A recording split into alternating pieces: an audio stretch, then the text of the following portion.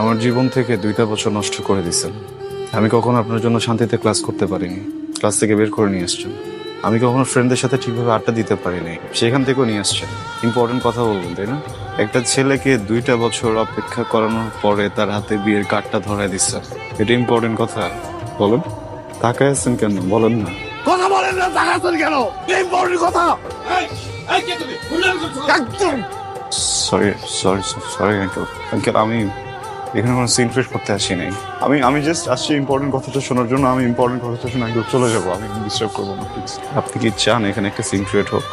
না 2টা বছর ছটফট করছেন না কথাটা বলার জন্য, এর থেকে অনেক বেশি ছটফট আমি করছি কথাটা শোনার জন্য। আজকে একটু বলেন প্লিজ, আমি শুনে এখান থেকে চলে যাবো। আমি কোনো সিন ক্রিয়েট করবো না। এদিকে তাকান, আমার দিকে তাকান। ভালোবাসি, আমি তোমাকে ভালোবাসি। मिला करो हमसे मिला करो कोई शिकवा अगर हो और शिकायत अगर हो हमसे गिला करो। ইম্পর্টেন্ট কথা শুনলা তো না, যেটা শুনতে আসছিল? ইম্পর্টেন্ট কথা শুনলা, বুঝলা, এখন চলে যাইতেছো। কি কথা বলো না কেন? কারণ আমি কিছু বলতে আসিনি, শুনতে আসছিলাম। শুনে ফেলছে, এখন তার কোনো কাজ নেই। দেখুন আমি কি করব? বিয়ে করবেন, সংসার করবেন, সুখী হবেন।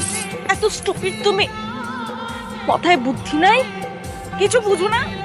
এতগুলা মানুষের সামনে আমার ফ্যামিলি, বরপক্ষের লোকজন সবাই শুনছে আমি কি বলছি, সবাই শুনছে। তারপর আমার বিয়ে হবে? তোমার মনে হয় আদৌ বিয়ে হবে? সরি, ভালো থাকবেন।